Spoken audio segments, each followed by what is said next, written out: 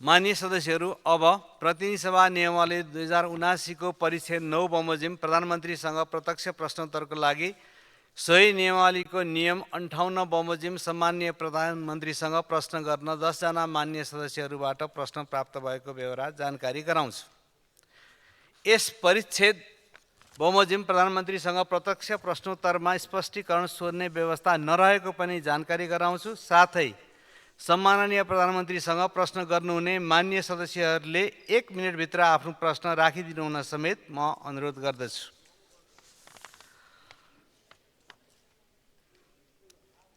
माननीय सदस्यहरू, अब म सम्माननीय प्रधानमन्त्री केपी शर्मा ओलीलाई प्रत्यक्ष प्रश्नोत्तरको लागि रोस्टममा आमन्त्रण गर्दछु।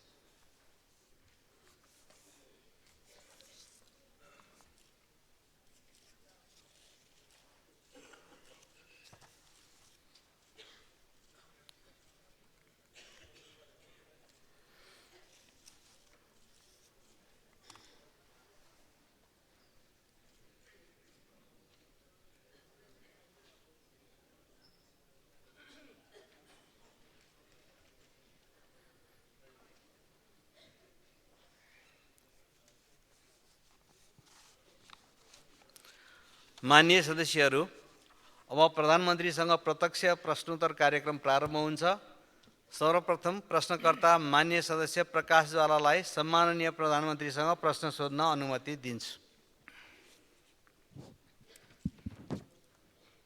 सम्माननीय सभामुखज्यू, सम्माननीय प्रधानमन्त्रीज्यू, तपाईले तामझामका साथ शिलान्यास गरेका 165 निर्वाचन क्षेत्रीय रणनीतिक सडकहरू बजेटको अभावमा अलपत्र र अधुरा छन् भने पालिका अस्पतालहरू कतिका जग मात्र बसेका छन्, कतिका पिलर मात्र अस्थिपञ्जर जस्तै उभिएका छन्। रणनीतिक सडकहरू र पालिका अस्पतालहरूको लागि बजेटको व्यवस्था गरेर काम सम्पन्न गर्ने योजना के छ? प्रधानमन्त्रीज्यू, सिद्धबाबा सुरुङ मार्गको ब्रेक थ्रुलाई सरकारको सबैभन्दा ठुलो उपलब्धिको रूपमा लिनुभयो, तर अघिल्लो सरकारको बेलामा ब्रेक थ्रु भएको नागढुङ्गा सुरुङ मार्ग सञ्चालनमा ल्याउन सरकार किन उदासीन छ? राप्ती लोकमार्ग र कर्णाली राजमार्ग अत्यन्त जीर्ण भई जनताले निकै शास्ति भोगिरहेका छन्। उक्त योजनाहरूको लागि पर्याप्त बजेट व्यवस्था गरी स्तरोन्नति गर्नका लागि सरकारसँग के योजना छ? भूकम्प प्रभावित जाजरकोट, रुकुम पश्चिम, सल्यान लगायतका जिल्लाहरूमा भूकम्प पीडितहरूले अस्थायी आवासको लागि पाउनुपर्ने दोस्रो किस्ताको रकम समेत पाउन सकेका छैनन्। भूकम्प पीडितको पुनर्स्थापना र क्षतिग्रस्त संरचनाको पुनर्निर्माणको काम त सुरु पनि भएको छैन। छाप्रोमा बस्न विवश बाढी पहिरो पीडित र भूकम्प प्रभावित क्षेत्रका जनताका समस्या कहिले समाधान गर्नुहुन्छ? सहकारी पीडित, चर्को ब्याजबाट पीडित, लघुवित्त पीडित, मिटर ब्याज पीडित, गुठी पीडित मोय किसान, उचित मूल्य नपाएका उखु किसान, भुक्तानी नपाएका दुध किसान, महँगीको मारमा परेका आम जनसमुदायलाई सरकारले कहिले दिन्छ न्याय र राहत? धन्यवाद। अब सम्माननीय प्रधानमन्त्री केपी शर्मा ओलीलाई उक्त प्रश्नको जवाफ दिन अनुमति दिन्छु। सम्माननीय सभामुख महोदय,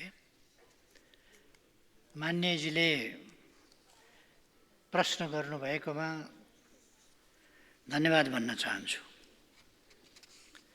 मेरो अघिल्लो कार्यकालमा मैले निर्वाचन क्षेत्र रणनीतिक सडक र हरेक पालिकामा आधारभूत अस्पतालहरूको आवश्यकता महसुस गरी सोको निर्माणको सुरुवात गरेको थिएँ।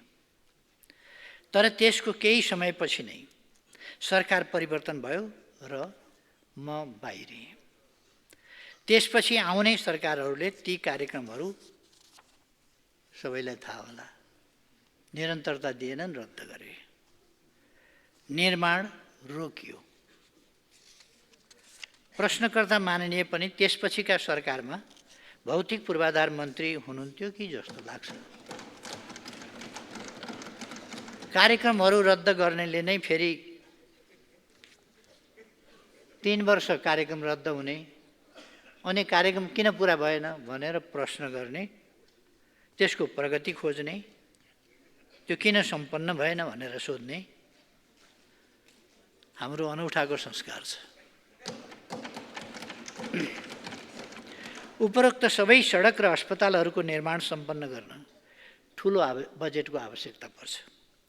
ती अस्पतालहरू केही सङ्ख्यामा निर्माण सम्पन्न भएका छन्। मान्यजीले भन्नुभयो जस्तो केहीका जग बसेका छन्, केही अलपत्रै छन् भने जस्तो होइन, केही त निर्माण कार्य सम्पन्न भएर उद्घाटन भएर सुचारू भइसकेका छन्। केही केही सङ्ख्यामा निर्माण सम्पन्न भएका छन् भने उपलब्ध स्रोत र साधनलाई ध्यानमा दिई बाँकी सडक र अस्पतालहरू प्राथमिकतापूर्वक अहिले निर्माण भइरहेका छन्। हामी फेरि सरकारमा आएको 7 महिना 8 महिना भयो होला। सरकारले स्वास्थ्य क्षेत्रलाई उच्च प्राथमिकता दिएको छ। स्थानीय तहमा 5, 10 र 15 बेडका अस्पतालहरू निर्माणाधीन छन् या निर्माण भइरहेका छन्। अस्पतालको पूर्वाधार निर्माण र जनशक्ति व्यवस्थापनका लागि उपलब्ध स्रोत र साधनको प्राथमिकताका साथ विनियोजन गरिरहेको र आगामी वर्ष पनि प्राथमिकतापूर्वक विनियोजन गरिनेछ। नेपालभर रहेका हरेक निर्वाचन क्षेत्रहरूमा तुलनात्मक रूपमा घना बस्ती भएका स्थानहरू एवं स्थानीय प्राथमिकतामा परेका रुट हुँदै जाने भएकाले निर्वाचन क्षेत्र रणनीतिक सडक कार्यक्रम प्रभावकारी साबित भएको छ। हालसम्म यसको प्रगति करिब 58% रहेको छ अथवा आधारभूत र अप्ठ्यारा खण्डहरू सकिएका छन्। अब माथिको कम्प्लिसनको पाटोतिर त्यसलाई निर्माण सम्पन्न गर्ने पाटोतिर छ। त्यसकारण 40-42% काम बाँकी भए पनि अब सहज खण्ड चाहिँ बाँकी छ।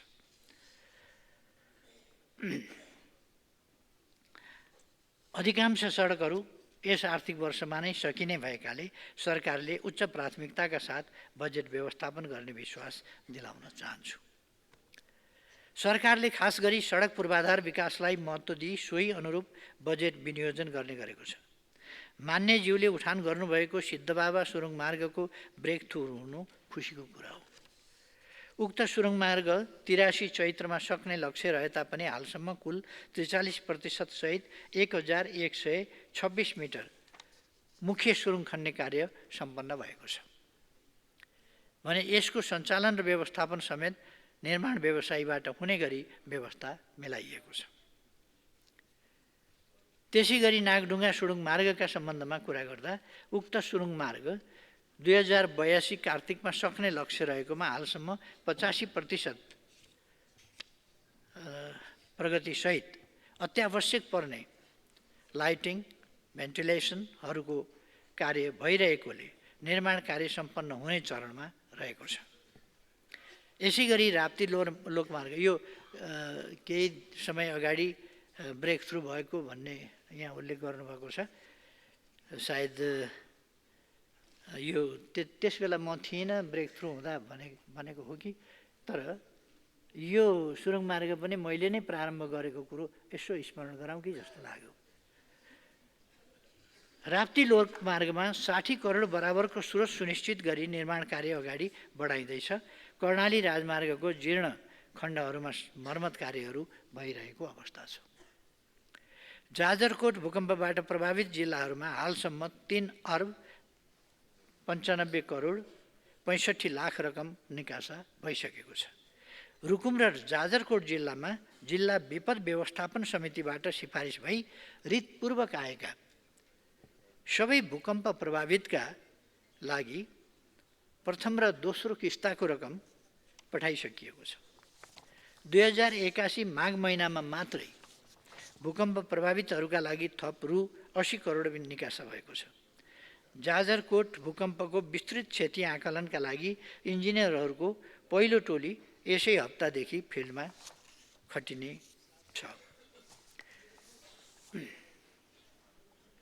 मनसुनजन्य विपद एवं भूकम्पबाट प्रभावितहरूको समस्या समाधानका लागि विपद व्यवस्थापन राष्ट्रिय परिषदको मिति 81 पौष 28 गते बसेको बैठकले रु 1 अर्बको पुनर्निर्माण तथा पुनर्स्थापना योजना स्वीकृत गरी निजी आवास र भौतिक पूर्वाधार पुनर्निर्माणको लागि स्पष्ट मार्गचित्र तयार भएको छ। सोको प्राथमिकताको आधारमा कार्यान्वयन हुँदै जानेछ। यो भूकम्प गएको भनेको गत वर्ष कार्तिकतिर गएको थियो, म सम्झाउन चाहन्छु। तर क्षति कति भयो भन्ने पनि नभएको 35-36 हजार या 37 हजार घर भएका ठाउँमा 48 हजार घरलाई पहिलो किस्ता वितरण गरेको। कहाँबाट आयो 48 हजार घर जहाँ जिल्लामै 37-38 भन्दा त माथि छँदै छैन, 37,000 भन्दा माथि घर छैनन्, त्यो ठाउँमा 48,000 घर भत्किएर प्राथमिक क्षति कसरी वितरण भयो त्यो अचम्म लाग्छ।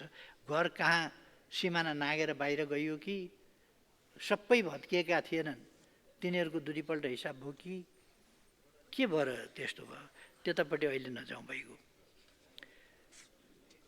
सरकारले सहकारी क्षेत्रमा देखिएका समस्या समाधानका लागि नीतिगत, संस्थागत र व्यवस्थापकीय सुधारका कार्य गरिरहेको छ र पहिले देखिएका समस्याहरू बिस्तारै समाधान उन्मुख रहेका छन्।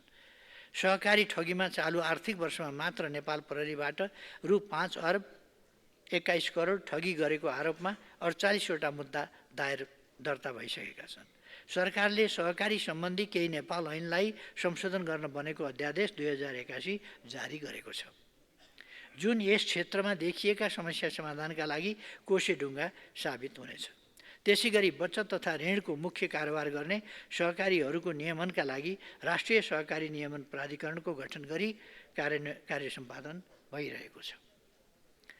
यहाँले उठान गर्नुभएको अनुचित लेनदेन मिटर ब्याज पीडितलाई न्याय र राहत दिने सम्बन्धमा यस समस्याको अन्त्य गरी दीर्घकालीन समाधान गर्नका लागि जाँचबुझ गरी राय सुझाव सहितको प्रतिवेदन पेश गर्न गठन भएको आयोगमा दर्ता भएका मध्ये 5,200 उजुरी फर्सेट भइसकेका छन्। यसैगरी नेपाल प्रहरीका जिल्लास्थित कार्यालयमा प्राप्त उजुरीहरू छानबिन गरी टुङ्गो लगाउने कार्य भइरहेको छ।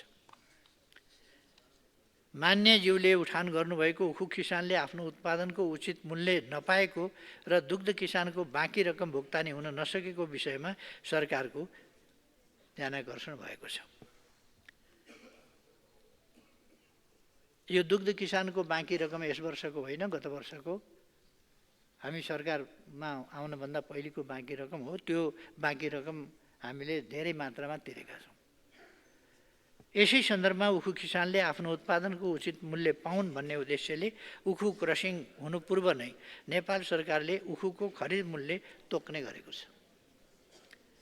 सरकारले निर्धारण गरेको खरिद मूल्यमा कृषकहरूबाट उखु खरिद गरी तुरुन्तै भुक्तानी दिन उखु मिलहरूलाई निर्देशन दिइएको छ। चालु आर्थिक वर्षका लागि मङ्सिर महिनामा उखुको खरिद मूल्य रु 585 प्रति क्विन्टल तोकिएको छ। गत वर्ष आफूले उत्पादन गरेको उखुलाई मिलमा क्रसिङ गराएका 8 जिल्लाका करिब 65,000 कृषकहरूलाई सम्बन्धित उखु मिलले दिने खरिद मूल्यका साथै नेपाल सरकारले रु 70 प्रति क्विन्टलका दरले 1 अर्ब 44 करोड 92 लाख रकम अनुदान प्रवाह गरेको छ। यस सम्बन्धमा चाहिँ अहिलेको अर्थतन्त्रलाई हेरेर अलिक पुनः विचार गर्नुपर्ने अवस्था पनि देखिन्छ। अब दुग्ध किसानको भुक्तानी सम्बन्धमा दुग्ध विकास संस्थानले हालसम्म 2 अर्ब 4 करोड रकम भुक्तानी दिइसकेको छ। दुग्ध विकास संस्थानलाई दुध बिक्री गर्ने सबै कृषकहरूको भाद्र मसान्तसम्मको बाँकी रकम भुक्तानी भइसकेको छ भने बाँकी रकम पनि क्रमशः भुक्तानीको प्रक्रियाका लागि अघि बढाएको छ। केही निजी डेरीहरूले कृषकहरूलाई भुक्तानी गर्न बाँकी रहेको दुध बिक्री रकम यथाशीघ्र भुक्तानी गर्न निर्देशन दिएको छ। जनतालाई मान्य सदस्यहरू आपसमा कुराकानी नगरिकन प्रश्नको उत्तर सुन्न म अनुरोध गर्छु। निजी डेरीहरूले कृषकहरूलाई भुक्तानी गर्न बाँकी रहेको दुध बिक्री रकम यथाशीघ्र भुक्तानी गर्न निर्देशन दिइएको छ। जनतालाई महँगीको मारबाट मुक्त गर्न नियमित रूपमा चाडबाडको समयमा सघन रूपमा बजार अनुगमन गर्ने गरिएको छ। खाद्य व्यवस्था तथा व्यापार कम्पनी लिमिटेड र साल ट्रेडिङ लिमिटेड जस्ता सार्वजनिक संस्थानबाट चाडबाड लक्षित सुपथ मूल्य पसल देशका विभिन्न स्थानमा सञ्चालन गर्ने गरिएको छ। कानुन विपरीतका क्रियाकलाप कोही कसैले गरेमा प्रचलित कानुन बमोजिम कारबाही गर्न सरकार प्रतिबद्ध छ।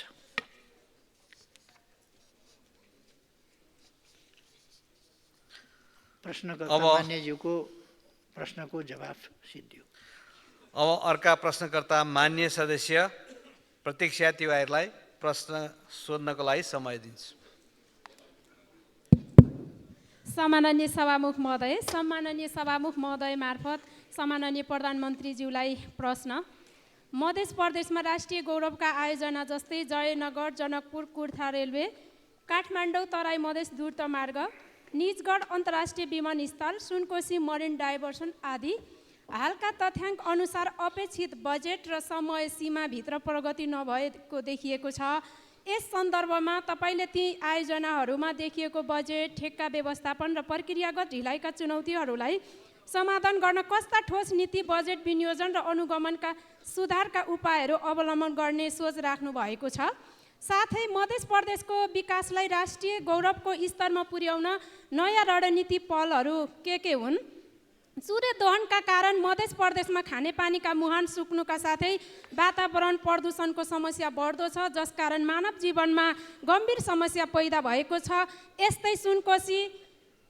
यस्तै कोशीदेखि नारायणी नदीसम्म चुरेको काखमा कृत्रिम नहर निर्माण गरी चुरे तथा तराई रिचाइ, सिँचाइ, खानेपानीको समस्या समाधान गर्न उपयुक्त हुने देखिन्छ। यस सन्दर्भमा चुरे दोहन अन्त्य गर्न नेपाल सरकारको योजना के छ?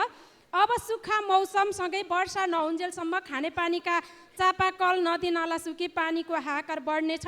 खानेपानी व्यवस्थापनको लागि तत्कालीन र दीर्घकालीन ठोस योजना के छ जान्न चाहन्छु। धन्यवाद। अब सम्माननीय प्रधानमन्त्रीजी जवाफ दिनुहुन। सम्माननीय सभामुख महोदय, माननीय ज्यूको प्रश्नमा मेरो जवाब यस प्रकार छ। तराई मधेसमा रहेका एवं त्यहाँका नागरिक लाभान्वित हुने आयोजनाहरूलाई सरकारले सधैँ प्राथमिकतामा राखेको छ। यी आयोजनाहरूले तराई मधेस क्षेत्र मात्र नभएर समग्र देशको आर्थिक एवं सामाजिक विकासमा योगदान पुर्याउने भएकोले देशकै राष्ट्रिय गौरवका आयोजनाहरू हुन्।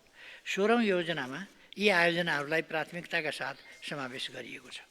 आवधिक योजनाको लक्ष्य अनुरूप हरेक वर्ष नीति तथा कार्यक्रम एवं बजेटमा पनि यस्ता आयोजनामा उल्लेखनीय बजेट विनियोजन गरी आयोजना कार्यान्वयनमा संलग्न निकायहरूलाई क्रियाशील बनाइएको छ। जयनगर, जनकपुर, कुर्था, विजयपुरा 52 किलोमिटर रेलवेको निर्माण कार्य सम्पन्न भई यात्रुवाहक रेल सेवा दैनिक सञ्चालनमा आएको छ। जयनगर जनकपुर हरेक दिन 3 पटक र जनकपुर विजयपुरा दिनको 1 पटक आउने जाने गरी रेल सेवा दिइएको छ। थप विजयपुरा बर्दिवाससम्मको 17 किलोमिटर खण्डमा भारतीय सरकारको सहयोगमा छिट्टै निर्माण प्रक्रिया अघि बढ्दैछ। काठमाडौँ तराई मधेस द्रुतमार्ग शीघ्रताका साथ सम्पन्न गर्न नेपाली सेनालाई यसको जिम्मेवारी तोकिएको छ। यस आयोजनालाई छिटो सम्पन्न गर्ने सम्बन्धमा सम्बद्ध निकायका उच्च पदाधिकारीहरूसँग पटक पटक छलफल गरी तीव्रताका साथ कार्यान्वयन गरेको छु। यस आयोजनाको हालको भौतिक प्रगति 37.6% रहेको छ।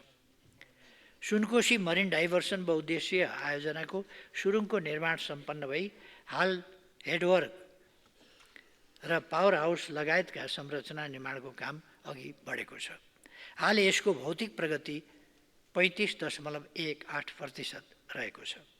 निजगढ अन्तर्राष्ट्रिय विमानस्थलले ठुलो लगानीको माग गर्दछ। त्यस योजनाको लगानीको व्यवस्थापन गरी निर्माण कार्य अगाडि बढाउन सरकार सकारात्मक ढङ्गले सोचिरहेको छ र पहल पनि गरिरहेको छ। चुरेको भूबनोट, माटोको प्रकृति, जैविक विविधतामा ह्रास र छोटो समयमा सघन वर्षा आदि कारणले यो क्षेत्र अति संवेदनशील छ। चुरे क्षेत्र र तराई मधेसमा देखिएको पानीको समस्या समाधानका लागि सुरुवाती चरणबाटै राष्ट्रपति चुरे संरक्षण कार्यक्रम मार्फत पानीका स्रोतको संरक्षणका विभिन्न कार्यक्रमहरू सञ्चालन हुँदै आइरहेका छन्। हालसम्म 657 वटा भूमिगत जल पुनर्भरण, पोखरी निर्माण तथा संरक्षण, 159 वटा तालतलैया तथा सिमसार व्यवस्थापन, 176 वटा rain water run of harvesting dam, 76 वटा जल पुनर्निर्भरण एवं संरक्षण, पोखरी निर्माण, 548 वटा पानी मुहान संरक्षण तथा कुवा उत्खनन लगायतका कार्य सम्पन्न गरिएको छ। चुरेको संरक्षण गरी वातावरण संरक्षण, खानेपानीको आपूर्ति व्यवस्थापन जस्ता जनतासँग प्रत्यक्ष सम्बन्धित रहेका विषयमा सरकारले उच्च प्राथमिकता दिएको छ। मान्यज्यूको प्रश्नको जवाब यति नै। सभामुख महोदय। महोदय। अब अर्का प्रश्नकर्ता माननीय सदस्य प्रतिमा गौतम, प्रश्न राख्नुहोस्।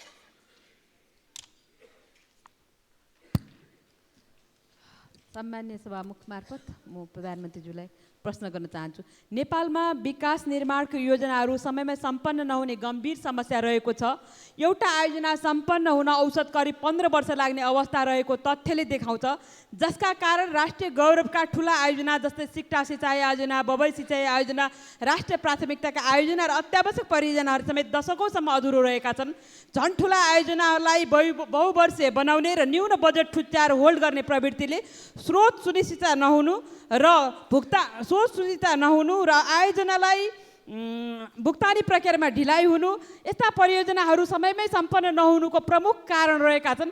स्थिर र दीर्घकालीन वित्तीय व्यवस्थापनको अभावले निर्माण कार्य अत्यन्तै सुस्त बनाउनुको साथै लागत अत्याधिक वृद्धि गरिरहेको छ। यसले निर्माण व्यवसायहरूलाई वित्तीय सङ्कटमा पार्नुका साथै सर्वसाधारणले तोकिएको समयमा सेवा उपयोग गर्न नपाउने अवस्था सृजना भएको छ भने लागत बढ्ने गरेको छ, जसले राष्ट्रिय विकासको गति अवरुद्ध गर्दै नेपालको आर्थिक वृद्धिमा समेत नकारात्मक प्रभाव परिरहेको छ।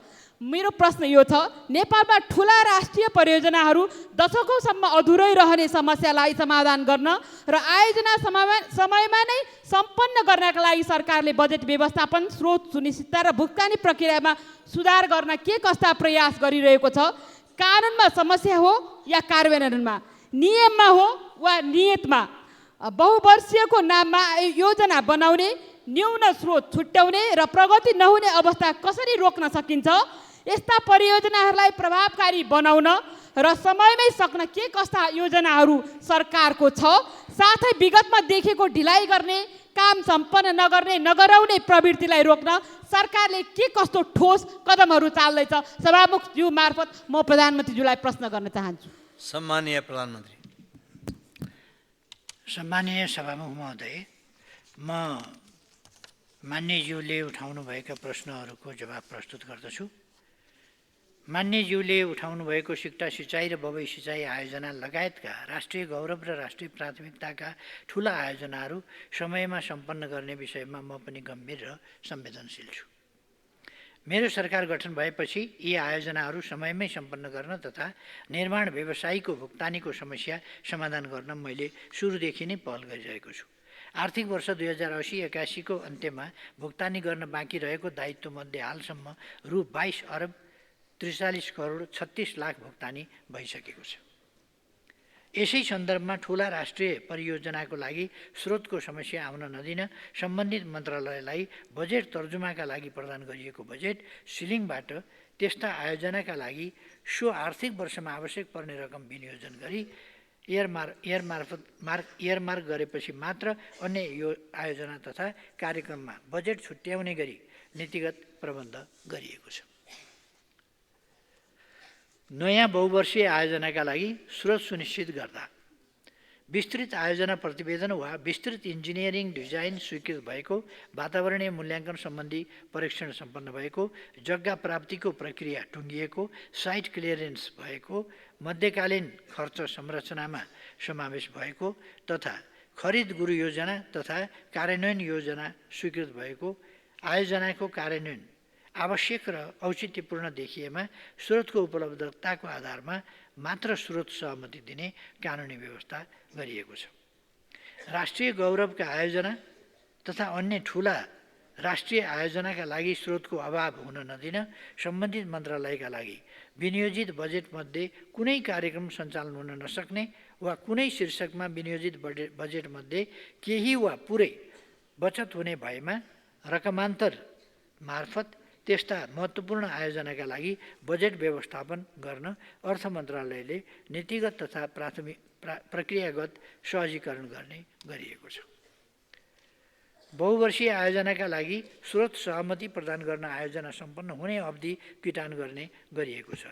ठुला राष्ट्रिय परियोजनाको नियमित अनुगमन गरी भौतिक तथा वित्तीय प्रगतिको आधारमा आवश्यक बजेट व्यवस्थापन गर्ने गरिएको बेहोरा समेत जानकारी गराउन चाहन्छु। मैले विश्वासको मत लिने क्रममा प्रतिनिधि सभाको बैठकमा मन्तव्य दिँदा नेपालमा विगत लामो समयदेखि जकडिएर रहेको काम हुँदैछ, वर्क इन प्रोग्रेस भन्ने संस्कृतिको ठाउँमा थालेको काम सक्छौँ भन्ने मान्यता स्थापित गर्ने र यसका लागि विकास निर्माण सम्बन्धी नीतिगत सुधार गर्ने प्रतिबद्धता व्यक्त गरेको थिएँ। विकासको ढाँचा, गति र संस्कृतिमा सुधार गर्न राष्ट्रिय योजना आयोग एवं अन्य सरकारवाला मन्त्रालयसँग परामर्श गरी आयोजना तर्जुमाको खाका प्रोजेक्ट प्लानिङ टेम्प्लेट स्वीकृत गरी कार्यान्वयनमा ल्याइएको छ। यसबाट सीमित स्रोत साधनको कुशल प्रयोग गरी परियोजनाहरू समयमै प्रभावकारी रूपमा सम्पन्न हुनेछन् भन्ने मैले विश्वास लिएको छु। साथै प्रधानमन्त्री तथा मन्त्री परिषदको कार्यालयमा रहेको एक्सन रुमबाट मैले समय समयमा आयोजनाहरूको अनुगमन गरी समयमै सम्पन्न गर्न सहजीकरण र निर्देशन गरेको छु। मेरो मान्यजीको प्रश्नहरूमाथिको उत्तर सिद्धियो। अब अर्का प्रश्नकर्ता मान्य सदस्य वर्षमान पुनलाई समय दिन्छु।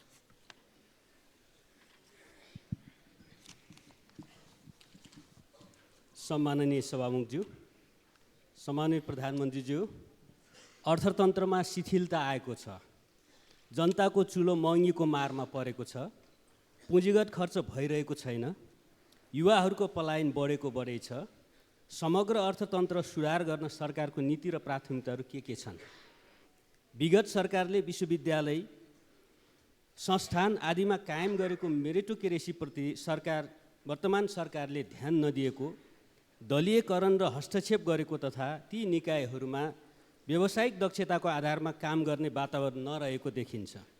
सरकारले त्यसलाई सुधार गर्न के कस्तो सोच बनाएको छ? सत्तापक्षका नेता र माननीयज्यूहरूले अध्यादेशको औचित्य पुष्टि गर्न पटक पटक संसदले कानुन बनाउनै सकेन भन्ने गरेको सुनियो। कानुनको मसौदा गर्ने, संसदमा प्रस्तुत गर्नेदेखि पारित गर्ने सम्मको प्रमुख जिम्मेवारी सरकारको हो। हामी सबैलाई थाहा छ, बहुमतले विधेयक पारित हुन्छ, 2/3 बहुमतको दाबी गर्ने सत्ता पक्षले संसदमा बहुमत गुमाइसकेको हो र कि संसदको गरिमालाई होच्याउने नियतले त्यस्ता कुरा गर्नुभएको हो? धन्यवाद। सम्मानीय प्रधानमन्त्री जवाफ दिनुहोस्। सभामुख महोदय, रुचिकर प्रश्नहरू छन्। मान्यजीलाई प्रश्नका लागि धन्यवाद भन्न चाहन्छु। देशको अर्थतन्त्रबारे चिन्ता गर्नुभएकोमा यसअघिका अर्थमन्त्री समेत रहनुभएका प्रश्नकर्ता मान्यजीलाई धन्यवाद नदिई कसरी बस्ने? 7 महिना अगाडि तपाईँ आफै अर्थमन्त्री हुनुहुन्थ्यो। त्यस समयभन्दा अगाडि र त्यस यताको मूल्यवृद्धिको अनुपात हेर्न म यहाँलाई आग्रह गर्दछु।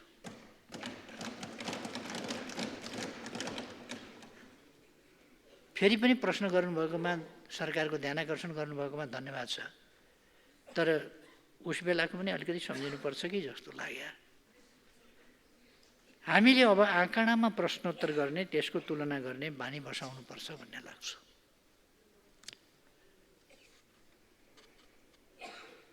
तपाईँको अर्को प्रश्न छ, पुँजीगत खर्च भइरहेको छैन। हो, हाम्रो पुँजीगत खर्च कम छ, तर मान्यज्यू अर्थमन्त्री भएको अवधिको तुलनामा भने अलि बढी नै छ। यसै अवधिको तुलनामा चालु आर्थिक वर्षको 6 महिनाको पुँजीगत खर्च 15%ले वृद्धि भएको छ। हाम्रो अर्थतन्त्रमा सुस्तता एकै दिनमा आएको होइन र सुस्तता एकै दिनमा हट्ने पनि होइन। हामी सरकारमा आएपछि अर्थतन्त्र सुधारका लागि गम्भीर रूपमा काम गरिरहेका छौँ र सुधारका केही नतिजाहरू पनि देखिएका छन्। असारमा धान नरोपेपछि नै हो मङ्सिरमा धान नफल्ने। नरोपेपछि त फल्ने कुरै भएन नि। अघिल्लो सरकारका नीति खर्चका प्राथमिकतालाई अलग्गै राखेर अहिले अर्थतन्त्र सुध्रेन भन्नु राम्रो हुँदैन। तर अहिले हामी कानुनमा भएका अप्ठ्याराहरूलाई पनि हटाएर अर्थतन्त्रलाई सुधार्ने, लगानीको वातावरण बनाउने, उत्पादन बढाउने काम गरिरहेका छौँ। हाम्रो देशको सार्वभौम साख मूल्याङ्कन BB- आएको छ। यसको अर्थ के हो भने के हो? अन्तर्राष्ट्रिय जगतले नेपाललाई लगानी योग्य सुरक्षित देशको रूपमा हेर्न थालेको छ। कर तथा भन्सार प्रणालीलाई डिजिटल बनाउँदै महसुल भुक्तानी सहज पारिएको छ। नेपाल राष्ट्र ब्याङ्कले ब्याज दरलाई घटाउने नीति ल्याएसँगै बैङ्कहरूको ब्याज दर एकल अङ्कमा झरिसकेको छ। अब उद्योग, व्यापार र स्टार्टअपहरूका लागि राम्रो अवसर छ। मान्यजीको अर्को प्रश्न छ विश्वविद्यालयमा मेरिटोक्रेसी बारे। मेरिटोक्रेसी आलङ्कारिक भाषणको विषय होइन। शब्दको राम्रो पोसाक लगाएर मेरिटोक्रेसी हुने भए आज विश्वविद्यालयमा जे भइरहेको छ त्यस्तो हुन्थ्यो र? बाहिर शब्दको राम्रो पोसाक लगाउने र भित्र अर्कै गर्ने भइरहेको थियो। आज त्यसको परिणाम विश्वविद्यालय र हाम्रा संस्थाहरूले भोगिरहेका छन्। हामी त्यस्ता संस्थाहरूमा व्यावसायिक दक्षतालाई नै मुख्य योग्यता बनाउने गरी काम अगाडि बढाइरहेका छौँ। विश्वविद्यालयमा मेरिटोक्रेसी खास गरी धेरै हल्ला चलेको विषय त्रिभुवन विश्वविद्यालयको उपकुलपतिको छनौटको सन्दर्भमा थियो। मेरिटोक्रेसी त त्यति बेरै देखिएको हो। प्रथम अङ्क प्राप्त गर्नेलाई मेरिटोक्रेसीमा नदिएर द्वितीय अङ्क प्राप्त गर्ने, तृतीय अङ्क प्राप्त गर्नेलाई अगाडि सारेकोबाटै मेरिटोक्रेसी प्रश्न भएन र? मेरिटोक्रेसीको नगरा बजाइयो, धिमे बजाइयो, के बाजा छन् पञ्चे बाजा बजाइयो, धुमधाम मनाइयो, मेरिटोक्रेसी भनियो। भरे त फर्स्ट हुने आउट, सेकेन्ड हुने इन। त्यही हो त मेरिटोक्रेसी। त्यसकारण गजबको मेरिटोक्रेसी त्यो थियो। अहिले त्यो मेरिटोक्रेसी भनेको होइन, मेरिटको आधारमा हुनुपर्छ भनेको हो।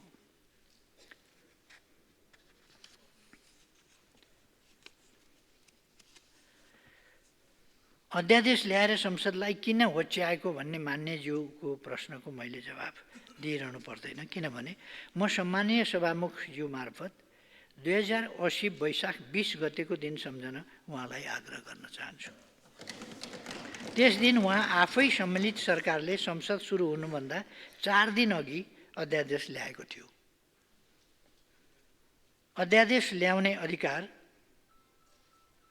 उहाँ सम्मिलित सरकारलाई मात्रै थियो भन्ने हो भने बेग्लै कुरा हो। तर आवश्यक पर्दा सरकारले अध्यादेश ल्याउन सक्ने व्यवस्था संविधानले नै गरेको छ। हामीले नागरिकलाई सेवा प्रवाहमा छरितोपन ल्याउन, लगानीको वातावरण बनाउन र अर्थतन्त्रका समस्या हटाएर सुधारतर्फ लैजान अध्यादेश ल्याउनु परेको थियो, जुन संसदमा दर्ता भइसकेका छन्। प्रक्रियाबाट नै यी पारित पनि हुन्छन्। एउटा कुरा छ्यास थपिहाल्नु कि जस्तो लाग्छ, कानुनमा रिक्तता भयो अथवा 40 वा 40%, किन 40 र 40% भन्दा संवैधानिक अधिकार कहिल्यै कसैले प्रयोगै गर्न नपाउने भयो। त्यो संविधानमा लेखिने बाहेक अरू प्रयोग हुन नसक्ने भयो। त्यसकारण 40 वा 40 भनेर मैले अध्यादेश जारी गरेको थिएँ।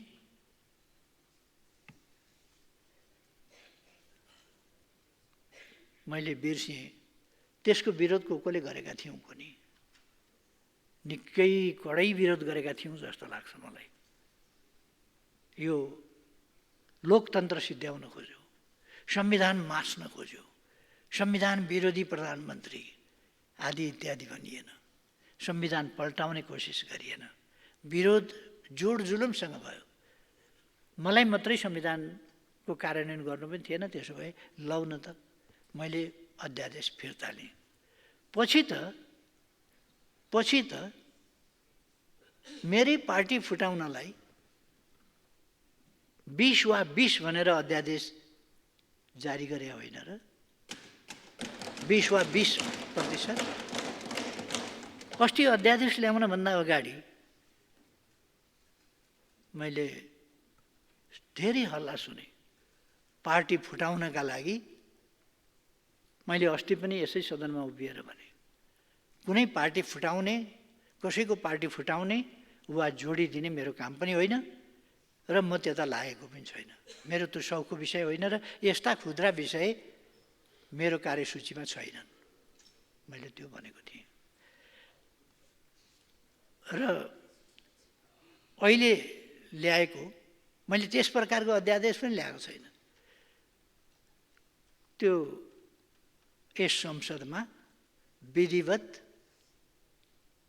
कानुनी प्रारूप दिनै पर्नेछ। त्यो कमसेकम म कसैको पार्टी फुटाउने ध्येय राखेर 20 वा 20 भन्ने चाहिँ ल्याउने छैन।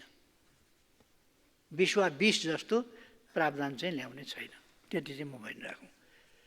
कसैको पार्टी फुटाउनु पर्ने आवश्यकता पनि छैन र त्यो हाम्रो काम पनि होइन। कुन पार्टी फुट्छ, कुन पार्टी फुट्दैन,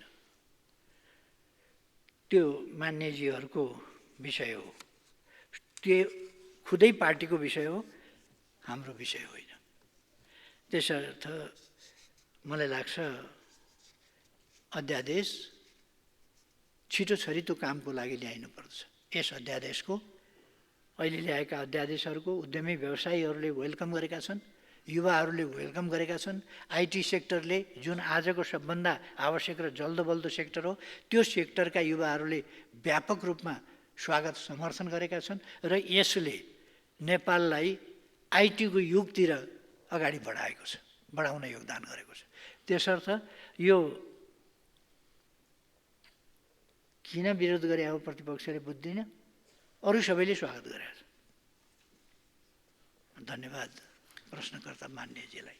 अब अर्का प्रश्नकर्ता मान्य सदस्य डाक्टर प्रकाश शरण महतलाई प्रश्न राख्न समय दिन्छु।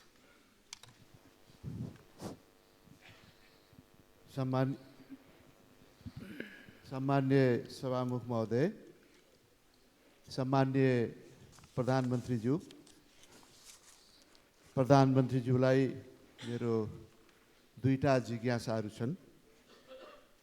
पहिलो, यहाँको नेतृत्वमा बनेको नेपाली काङ्ग्रेस र नेकपा एमाले सहितको सरकारसँग अर्थतन्त्रमा देखिएका गतिरोधहरूलाई कम गर्दै गतिशील बनाउने ठुलो जनअपेक्षा छ। अध्यादेश मार्फत आएका केही कानुनी सुधारले लगानीको वातावरण निर्माण गर्न केही मद्दत पुग्ने अपेक्षा गरिएको छ। तर अझै मौद्रिक नीतिमा थप सुधार र सरकारी खर्चलाई उत्पादनमुखी र परिणाममुखी बनाउन लोकप्रियवादको सट्टा व्यवहारिक र दिगो विनियोजनको आवश्यकता छ। अनावश्यक संरचना र फजुल खर्च कम गर्न जरुरी छ। हामी आउँदो बजेटको नजिकमा पनि छौँ। सम्मान्य प्रधानमन्त्रीज्यूले प्राथमिकतामा आधारित परिणाममुखी विनियोजनका लागि के कस्तो तयारी हुँदैछ, साथै समग्र अर्थतन्त्रलाई चलायमान बनाउन आवश्यक दोस्रो चरणको आर्थिक सुधारको बारेमा सरकारले के सोचेको छ। दोस्रो मेरो जिज्ञासा छ, स्थिरता दिने लक्ष्यका साथ यो सरकार बनेको छ। मुख्य गठबन्धन दलहरू बीचको उच्च कोटिको तालमेल, विश्वास र लक्ष्यप्रतिको समान लयले यो लक्ष्य प्राप्त हुनेछ। यसमा अहिलेसम्मको सम्मान्य प्रधानमन्त्रीको अनुभव के छ? धन्यवाद। अब सम्मान्य प्रधानमन्त्रीज्यू। सभामुख महोदय, मान्य सदस्यज्यूको प्रश्नको जवाफ यस प्रकार छ। सर्वप्रथम अर्थतन्त्रलाई गतिशील बनाउने सम्बन्धमा मान्यज्यूले राख्नुभएको सुझावका लागि धन्यवाद। यस विषयमा मैले यसअघि नै केही कुरा स्पष्ट पारिसकेको छु। जहाँसम्म प्राथमिकतामा आधारित परिणाममुखी विनियोजनको तयारीको कुरा छ, आगामी आर्थिक वर्ष 82-83 को बजेटलाई प्राथमिकतामा आधारित र परिणाममुखी बनाउन र आर्थिक सुधारका कार्यक्रमहरू सञ्चालन गरी अर्थतन्त्रमा देखिएका चुनौती सम्बोधन गर्न, विकास निर्माणका गतिविधिलाई तीव्रता दिन, सेवा प्रवाहमा सुधार तथा सुशासन कायम गर्न सरकार प्रतिबद्ध रहेको बेहोरा जानकारी गराउन चाहन्छु। चालु खर्चमा मितव्ययिता कायम गर्दै पुँजीगत खर्चमा वृद्धि तथा आयोजना कार्यान्वयनमा सुधार गर्न बजेट तर्जुमा गर्दा एवं आयोजना छनौट तथा प्राथमिकीकरण गर्दा आयोजना बैंकमा प्रविष्टि भएको, क्षेत्रगत प्राथमिकतामा परेको लगानीको स्रोत सुनिश्चितता भएको, छोटो समयमा प्रतिफल दिने, आयोजना, वर्गीकरण, मापदण्ड बमोजिम आयोजनाको सम्पूर्ण पूर्व तयारीका काम सम्पन्न भएका आयोजना मात्र छनौट गर्ने व्यवस्था मिलाइनेछ। यसै गरी आयोजना कार्यान्वयनमा शीघ्रता ल्याउन, ठेक्का व्यवस्थापनमा देखिएका समस्या समाधान गर्न, सार्वजनिक खरिद कानुनमा सामयिक संशोधन गर्न र अन्तर्तह तथा अन्तर्निकाय समन्वय कायम गर्न संयन्त्रहरूलाई क्रियाशील बनाइनेछ। यसै गरी हालै जारी अध्यादेश मार्फत भएका नीतिगत र कानुनी सुधारले व्यावसायिक वातावरणमा सुधार आउने र लगानी अभिवृद्धि भई आर्थिक गतिविधि बढ्ने विश्वास लिएको छु। विकास, समृद्धि र स्थिरताका लागि नै नेपालको प्रजातान्त्रिक आन्दोलनमा महत्त्वपूर्ण भूमिका रहेका दुई ठूला राजनीतिक दलहरूसहित अन्य दलहरू मिलेर वर्तमान सरकारको गठन गरिएको। गठबन्धनमा रहेका दलहरूबीच मुलुकको विकास र समृद्धिलाई निरन्तरता दिई राजनीतिक स्थिरता कायम गर्दै अगाडि बढ्ने विषयमा सत्ता साझेदार दलहरूबीच कुनै शङ्का उपशङ्का गर्न जरुरी छैन। हामीबीच उच्च विश्वास र समझदारी रहेको छ। धन्यवाद। अब अर्का प्रश्नकर्ता माननीय सदस्य प्रभु हजारा। सम्माननीय सभामुख महोदय, सम्माननीय प्रधानमन्त्रीज्यू, हजुर नै योभन्दा अगाडि प्रधानमन्त्री रहनुभएको बेला स्वास्थ्य क्षेत्रलाई ख्याल राखी वीरगञ्जको नारायणी अस्पताल 500 शय्याको अस्पताल निर्माण गर्न 1 अरब 55 करोड विनियोजन गरी टेन्डर प्रक्रिया अगाडि बढिरहेको अवस्थामा ठेकदार र भवन विभागको बीच विवादले सर्वोच्च अदालतमा मुद्दा चलिरहेको थियो। सो सम्बन्धमा यही माघ 28 गते सर्वोच्च अदालतले फैसला गरेको छ। उक्त फैसलाबाट भवन निर्माणको लागि मार्ग प्रशस्त भएको छ। त्यस भेगमा जनताले सम्माननीय प्रधानमन्त्रीज्यूप्रति धेरै आभारी छन्। यो कार्यलाई सम्पन्न हुने गरी अगाडि नेपाल सरकारको कसरी सोच रहेको छ। त्यसै गरी विगत 4 वर्षमा मुलुकको चालु खर्च 100% बढ्यो, तर राजस्व अपेक्षित अनुसारको उठ्न सकेको छैन। वित्तीय व्यवस्थापन खर्च बढेको छ। यस्तो अवस्थामा चालु खर्चको दायरा घटाउँदै उल्लेखनीय मात्रामा पुँजीगत खर्च बढाउनु कस्तो योजना बनाउनु भएको छ? साथै चैत वैशाख महिना आउनु लागेको छ। देशमा अब हावाहुरी आउनेछ। तराईमा आगलगी र पहाडमा डढेरो हुनेछ। यसको पूर्व तयारी कस्तो अवस्थामा छ? हालै सरकारले एउटा निर्णय गरेको छ। सचिव स्तरीय निर्णयहरू मन्त्री परिषदमा नलैजाने। त्यसका लागि मैले यो सरकारको ठुलै सुशासनको बलियो पाइला हो। यसका लागि म सरकारलाई धन्यवाद दिन चाहन्छु। धन्यवाद। सम्माननीय प्रधानमन्त्रीज्यू। सम्माननीय सभामुख महोदय, मलाई अलिकति खुट्टामा थोरै समस्या भएको हुनाले कुर्सी प्रयोग गर्ने गरिएकै छ। कुर्सीले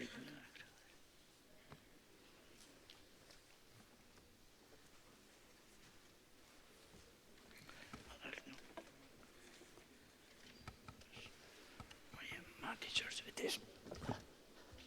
यस, अझ अगाडि। यस, बस अझ अलिकति पछाडि, अलिकति पछाडि।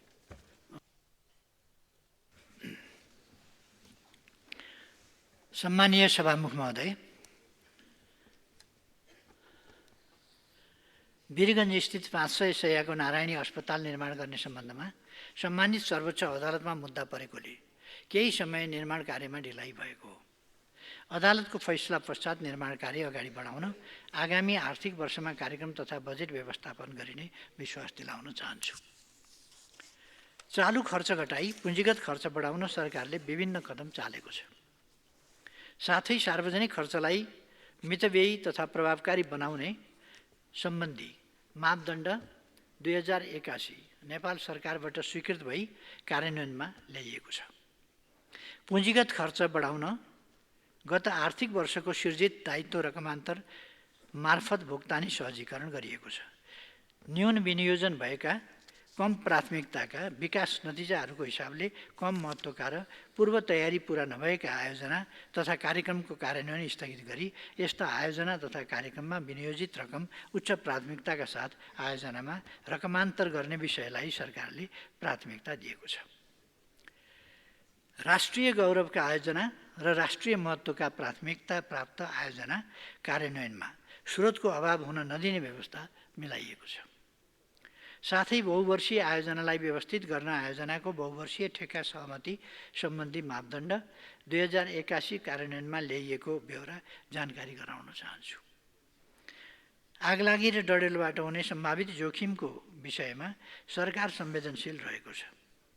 हिउँदे वर्षामा आएको कमी र बढ्दो तापक्रमका कारण विगतभन्दा चाँडै डडेलो तथा आगलागीका घटनामा भइरहेको वृद्धिलाई मध्यनजर गरी सकेसम्म यस्ता घटना हुन नदिने र भइहालेमा सोको नियन्त्रण र न्यूनीकरणका लागि सबै जिल्लामा डडेलो तथा आगलागी नियन्त्रण पूर्व तयारी तथा प्रतिकार्य योजना बनाई कार्य गरेर निर्देशन दिइएको छ।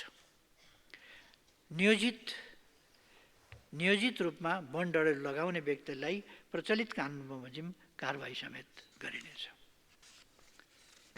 मान्यज्यूको प्रश्नको जवाब सकियो छ। अब प्रश्नकर्ता मान्य प्रेमबहादुर आले। सम्मान्य सभामुख महोदय, सम्मान्य प्रधानमन्त्रीज्यूलाई म विकाससँग सम्बन्धित रहेर केही प्रश्न गर्न चाहन्छु। पहिलो प्रश्न, सुदूरपश्चिम प्रदेशको सबैभन्दा महत्त्वपूर्ण आयोजना धनगढी, खुटिया, दिपायल, बझाङ, चैनपुर हुँदै उरै भन्ज्याङ सडक दक्षिणमा भारतसँग जोडिएको एक बहुआयामिक सडक आयोजना हो। यो सडक कैलाश मानसरोवरसम्म जाने नेपालकै सबैभन्दा छोटो दूरीको सडक मार्ग भएकोले नेपाल भारतका करोडौँ हिन्दू धर्मावलम्बी यस सडक भएर कैलाश मानसरोवरसम्म जाने भएको हुनाले मुलुकको आर्थिक गतिविधिलाई समेत उचाइमा पुर्याउने यो सडक मार्ग निर्माण गर्नु अपरिहार्यता भएको छ। अहिले 1 अरब बहुवर्षीय योजनाको लागि स्रोत सुनिश्चित भई ठेक्काको चरणमा छ। तर यो बजेट सडक निर्माण पुरा गर्न अति न्यून भएकोले आउँदो बजेटमा सडक निर्माणलाई तीव्रताका साथ सम्पन्न गर्न रु 2 अरब बजेट विनियोजन गर्नुपर्ने आवश्यकता भएकोले यस विषयमा सम्मान्य प्रधानमन्त्रीज्यूको प्रतिबद्धता सहितको उत्तर दिन म हार्दिक अनुरोध गर्न चाहन्छु। साथै मेरो दोस्रो प्रश्न, सहजपुर बिपीनगर बोक्टान दिपायल सडक 2076 फागुन 7 गते तपाईँ नै प्रधानमन्त्री हुँदा डोटी जिल्लाको बिपीनगरमा शिलान्यास गरी सहजपुरदेखि अत्तरकाँडासम्म करिब 50 किलोमिटर सडक कालोपत्रे निर्माण सम्पन्न भइसकेको छ। तर सडकलाई बोक्टानसम्म थप अगाडि बढाउन कालोपत्र गर्न इन्डियन एक्जिम ब्याङ्कको रकम रोड इम्प्रुभमेन्ट प्रोजेक्ट अन्तर्गत सडक विस्तार गर्नुपर्ने भएकोले सो सडकलाई अत्तरकाँडादेखि बोक्टानसम्म कालोपत्रे गर्न अरू सबै प्रक्रिया पुरा भइसकेकोले भारत सरकारले प्रोजेक्ट स्वीकृत गरेपछि मात्र आयोजनाले टेन्डर आह्वान गर्ने भएकोले प्रोजेक्ट स्वीकृतिका लागि सम्मान्य प्रधानमन्त्रीज्यूबाट निर्देशनको लागि पनि म हार्दिक अनुरोध गर्न चाहन्छु। धन्यवाद। सम्मान्य प्रधानमन्त्रीज्यू। सम्मान्य सभामुख महोदय, मान्य प्रेमबहादुर आलेले गर्नुभएको प्रश्नको जवाफ यस प्रकार छ। धनगढीदेखि दिपायल हुँदै उरै भन्ज्याङसम्म निर्माण हुने सडकले यात्रा अवधि उल्लेखनीय मात्रामा घट्न जाने हुनाले यसको निर्माण र स्तरोन्नति सरकारको प्राथमिकतामा रहेको छ। सरकारले हालै स्रोत सुनिश्चितता प्रदान गरेकोले आयोजनाको केही दिनमा नै ठेक्का प्रक्रिया सुरु हुनेछ। यहाँले दोस्रो प्रश्नमा उल्लेख गर्नुभएको सहजपुर बोक्तान दिपायल सडकका सम्बन्धमा नेपाल सरकार र भारतको एक्जिम ब्याङ्क बीच सम्पन्न लाइन अफ क्रेडिट एग्रिमेन्ट अन्तर्गत उक्त सडक खण्डको करिब 50 किलोमिटर निर्माण कार्य सम्पन्न भइसकेको छ। उक्त सडकको बाँकी खण्डको निर्माणका लागि भारत सरकारसँग कूटनीतिक पहल गरिएकोमा उक्त खण्डलाई एलओसी 3 मा समावेश भएको जानकारी प्राप्त भएको छ। यस आयोजनाको निर्माण कार्यलाई सरकारले उच्च प्राथमिकतामा राखेको छ। यति भन्दा जवाफ पुग्छ जस्तो लाग्छ सभामुख महोदय। अब प्रश्नकर्ता माननीय सदस्य प्रेम सुवाल।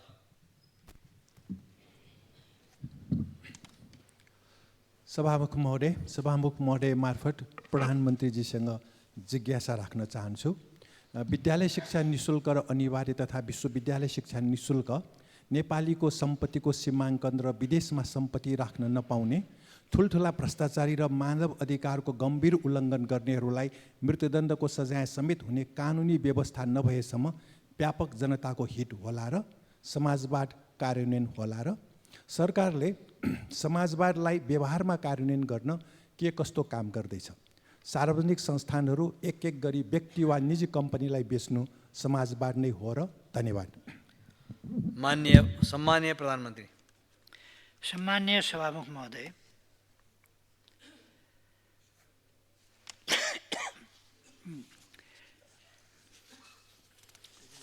मान्यज्यूले उठाउनु भएको पहिलो प्रश्नको विषयमा म प्रश्न पार्न चाहन्छु।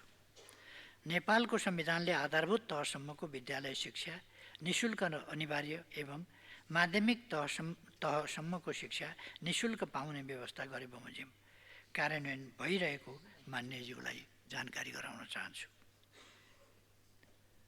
स्रोत साधनले भ्याएसम्म भविष्यमा विश्वविद्यालय शिक्षा समेत कसरी सबैको पहुँचभित्र अर्थात् सकेसम्म निशुल्क कसरी बनाउने त्यसतर्फ पनि सरकारको ध्यान गएको छ। नेपालको संविधानको धारा 25 मा सम्पत्तिको हक अन्तर्गत प्रत्येक नागरिकलाई कानुनको अधीनमा रही सम्पत्ति आर्जन गर्ने, भोग गर्ने, बेचबिखन गर्ने, व्यावसायिक लाभ प्राप्त गर्ने र सम्पत्तिको अन्य कारोबार गर्ने हक हुनेछ भन्ने विषय समावेश गरिएकोमा जग्गाको हदबन्दीको व्यवस्था र प्रगतिशील कर प्रणाली अवलम्बन गरिएबाट सम्पत्तिको सीमाङ्कनको प्रबन्ध भएकै देखिन्छ।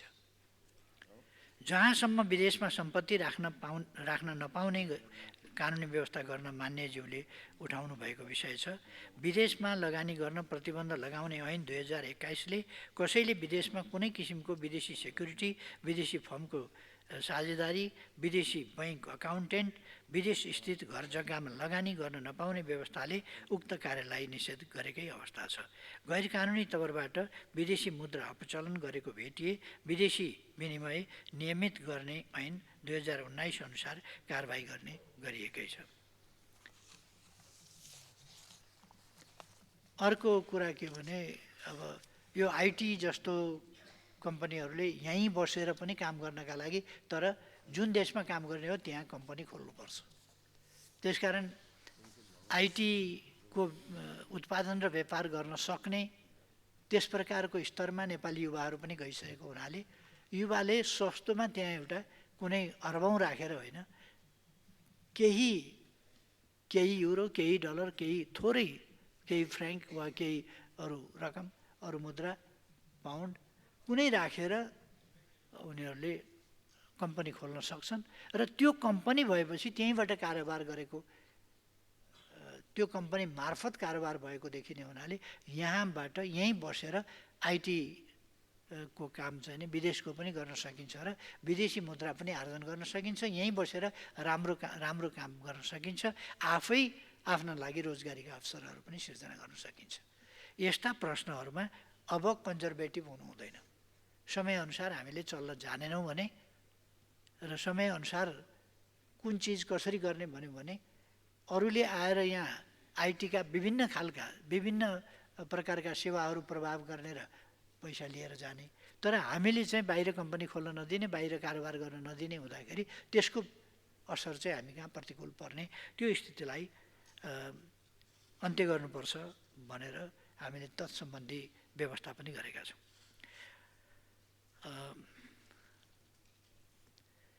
नेपालको संविधानको धारा 16 मा रहेको सम्मानपूर्ण बाँच्न पाउने हकमा कसैलाई पनि मृत्युदण्डको सजाय दिने गरी कानुन नबनाइने कुरा उल्लेख भएको र मृत्युदण्ड उन्मूलन गर्ने उद्देश्यले व्यवस्था भएको नागरिक तथा राजनीतिक अधिकार सम्बन्धी अन्तर्राष्ट्रिय प्रतिज्ञापत्रको दोस्रो स्वैच्छिक प्रोटोकल 1989 को नेपाल पक्ष राष्ट्र समेत रहेको हुँदा मान्यज्यूले माग गर्नु भए चाहिँ भ्रष्टाचारीलाई मृत्युदण्ड गर्ने कानुनी व्यवस्था गर्न मिल्ने देखिँदैन। अर्को कुरा, भ्रष्टाचारी यो कानुनले गरिएको फैसला हामी मान्छौँ, तर कानुनले गरेको फैसला मान्छेले नै गर्ने हो र कहिले कहिले प्रमाण नपुगेका हुन सक्छन्, प्रमाण फरक ढङ्गले देखिएको हुनसक्छ र फैसला उपयुक्त नहुन पनि सक्छ। मृत्युदण्डै दिइसकेपछि त त्यो फैसला सच्याउन सकिँदैन, त्यो फैसला कार्यान्वयन सच्याउन सकिँदैन, व्यक्तिको रिपुटेसन सच्याउन सकिँदैन, उसको कारोबार सच्याउन सकिँदैन। जुन चिज दिन सकिँदैन भने लिन हुँदैन, कसैलाई ज्यान दिन सकिँदैन भने कसैको ज्यान लिन पनि हुँदैन। त्यसकारण यो ज्यान लिन उद्धत हुने कुरा होइन। हामीले मानवतावादका साथ, मानवीयताका साथ कानुनी राज, न्यायसङ्गत कानुन, कानुन सम्मत शासन, कानुन सम्मत समाज, कानुन सम्मतको सामाजिक प्रणाली, त्यसमा जोड दिनुपर्दछ, न कि अरूको ज्यान लिन उद्धत हुने। अरूको ज्यान लिन उद्धत हुने सोच चाहिँ नि उपयुक्त हुन्छ भन्न चाहिँ सकिँदैन। हाम्रो संविधानले र हाम्रो यता पछिल्लो समय आएर गरिएका ट्रेडिसनले पनि त्यो दिँदैन। हामीले हेऱ्यौँ, राणा शासन हेऱ्यौँ, शुक्रराज शास्त्रीलाई फाँसी दिएको हेऱ्यौँ, कति अनाहकमा दिएको छ फाँसी।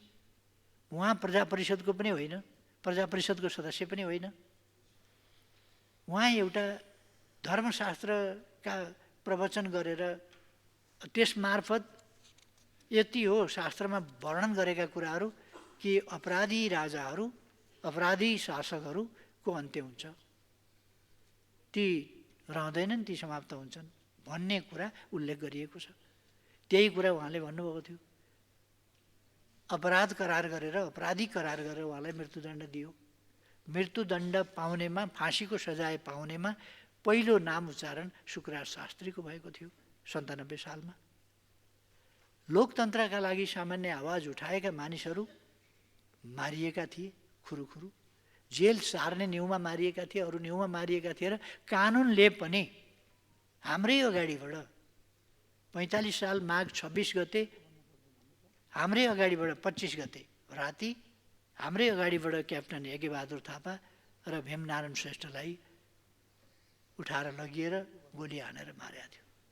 कानुनले नै मृत्युदण्ड दिएको थियो, तर हामीलाई थाहा छ यथार्थमा भीमनारायण श्रेष्ठ त्यस बाटोबाट हिँड्दै हुनुहुन्थ्यो, उहाँलाई कहाँ बम विस्फोट हुन्छ थाहा थिएन र उहाँलाई त्यहीँ पुगेकै ठाउँमा बाटोमा हिँड्दा हिँड्दै बम विस्फोट भयो, उहाँ घाइते हुनुभयो।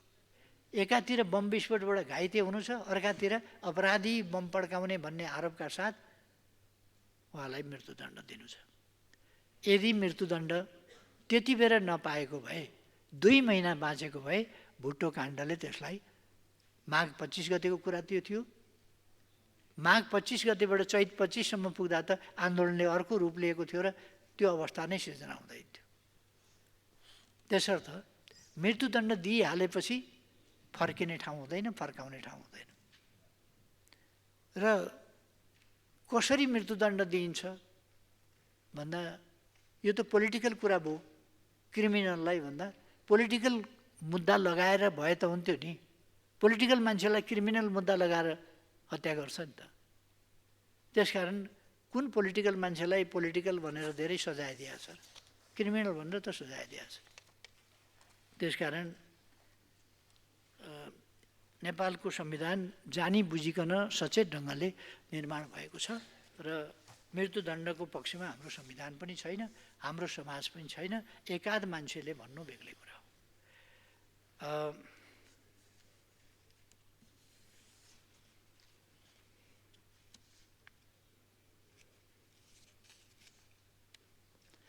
मान्यज्यूले उठाउनु भएको समाजवाद सम्बन्धी प्रश्नका विषयमा नेपालको संविधानको प्रस्तावनामा मुलुकको सामाजिक आर्थिक र रूपान्तरण सहितको समावेशी न्यायपूर्ण समतामूलक एवं लोक कल्याणकारी तथा समाजवाद उन्मुख अर्थतन्त्र भएको राज्य हुने व्यवस्था उल्लेख गरेको छ र प्रस्तावनाको यही भावना अनुसार विभिन्न मौलिक हकहरूको व्यवस्था गरिएको छ।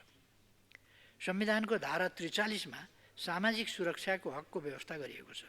उच्च आर्थिक वृद्धि, न्यायपूर्ण वितरण एवं विकासमा सबैको समान पहुँच मार्फत समाजवाद उन्मुख अर्थतन्त्रमा पुग्न सकिने विषयलाई केन्द्रबिन्दुमा राख्दै समृद्ध नेपाल सुखी नेपालीको अवधारणालाई कार्यान्वयनमा लैजान वर्तमान सरकार प्रतिबद्ध रहेको छ। समाजवादलाई मूर्त रूप दिन सामाजिक सुरक्षाका विभिन्न कार्यक्रमहरू प्रयोगमा ल्याइएको छ।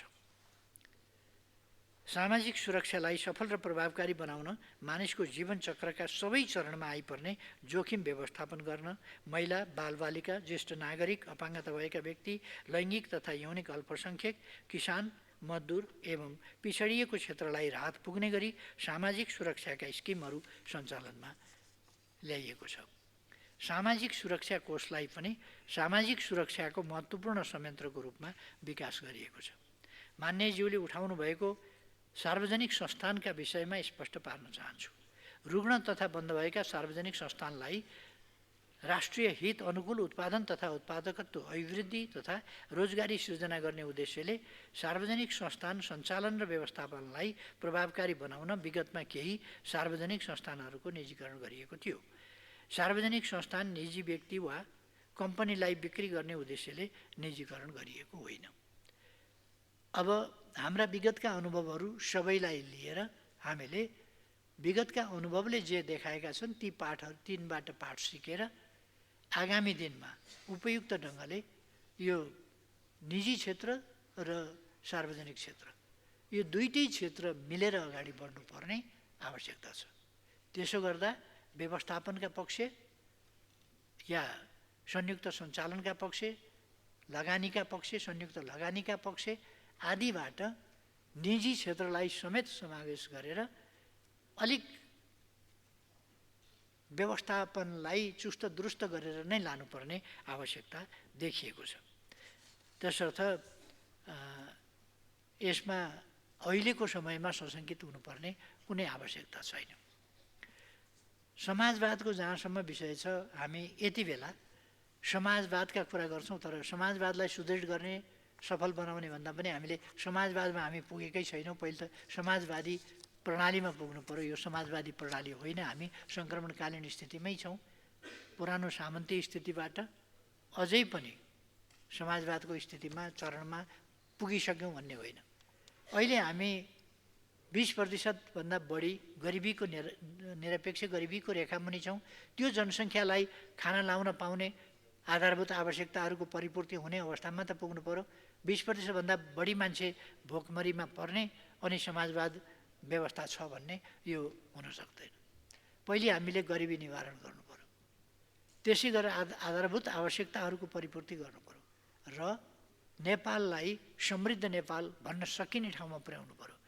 आम जनताको स्थिति आम्दानी र खर्चको हैसियतमा खर्च गरेर आम्दानी बचत हुने स्थितिमा नेपाली जनतालाई पुर्याउनु पर्यो। तब नेपालको बचत हुन्छ र नेपाली जनताको पनि बचत हुन्छ। त्यसकारण त्यो बचतका लागि, त्यो स्थितिमा पुर्याउनका लागि शान्ति सुव्यवस्थाको स्थिति, सामाजिक कल्चर, राजनीतिक कल्चर, यी सबै कुराहरूको हामीले तदनुसार विकास गर्नु पर्यो। अनि मात्रै समाजवाद हुन्छ। ट्रेडिसनल समाजवादका कुराहरू कतिपय प्रयोगका क्रममा असफल भएका छन्। असफल कुराहरूलाई हामी हेर्दैनौँ। त्यो समाजवाद होइन, समाजवादका नाममा गरिएको एउटा अभ्यास थियो कतिपय ठाउँमा समाजवादको अभ्यास सफलतापूर्वक भएको छ र समाजवादी देशहरू अगाडि बढेका छन्। त्यसकारण हामी रचनात्मक ढङ्गले, मौलिक ढङ्गले अगाडि बढ्ने बाटोलाई अवलम्बन गर्दछौँ र इमिटेसन, नक्कलबाजी आदि इत्यादिलाई होइन, वा पुराना कुरालाई रूढिवादी ढङ्गले अर्थोडक्स पारामा र नयाँ शिक्षा नलिने ट्रेडिसन फलो गर्ने हिसाबले समाजवाद स्थापना हुँदैन र अगाडि बढ्दैन भन्ने हामीलाई थाहा भएको छ। बरु समाजवाद बदनाम मात्रै हुन्छ त्यसो गर्दा। त्यसर्थ समाजवादलाई समाजवादको रूपमा अगाडि बढाउनु पर्नेछ। मान्यज्यूको प्रश्नको जवाब यति नै हो। अब प्रश्नकर्ता मान्य सदस्य प्रेमबहादुर महर्जन। सम्माननीय सभामुख महोदय, म सम्माननीय प्रधानमन्त्रीज्यूसँग केही जिज्ञासाहरू राख्न चाहन्छु। काठमाडौँ उपत्यकाका बागमती, विष्णुमती लगायतका नदीहरू धर्म, संस्कृति र परम्परासँग जोडिएका छन्। ती नदीहरू दिनौँ प्रदूषित हुँदै गएका छन् र वायु प्रदूषणका कारण मानव शरीरको फोक्सो सङ्क्रमण भई मृत्युको कारणमध्ये प्रमुख कारण हुँदै गएको छ। ती नदीहरू स्वच्छ सफा पार्नका लागि र उपत्यकाका बढ्दो वायु प्रदूषणलाई कम गर्न अल्पकालीन र दीर्घकालीन रूपमा समाधानका लागि नेपाल सरकारसँग के कस्ता योजनाहरू छन्? र ऐतिहासिक, धार्मिक एवं सांस्कृतिक सम्पदाहरू भएको सुन्दर सहर काठमाडौँ उपत्यकामा बढ्दो सहरीकरणसँगै खानेपानीको समस्या प्रमुख चुनौती बन्दै गएको छ। चक्करपट बाहिरका विभिन्न नगरपालिका तथा महालक्ष्मी नगरपालिकाको इमादोल लगायत अन्य ठाउँहरूमा मेलम्चीको खानेपानी आपूर्ति गर्न सरकारसँग केही योजना छन्? साथै अर्नीको राजमार्गको वैकल्पिक राजमार्गको रूपमा रहेको ग्वारको लामातार हुँडी काभ्रे पनौटी जोड्ने सडक निर्माणको योजना अगाडि बढी ललितपुरको लाकुरेसम्म, लामाटार लाकुरेसम्मको बाटो पुरा भइसकेको अवस्था छ। म नेपाल सरकारलाई धन्यवाद दिन चाहन्छु।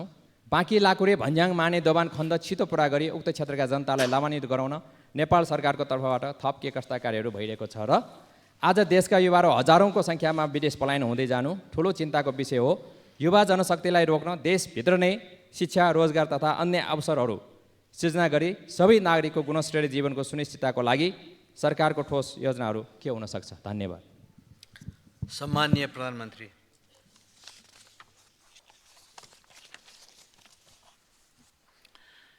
सम्मान्य सभामुख महोदय, म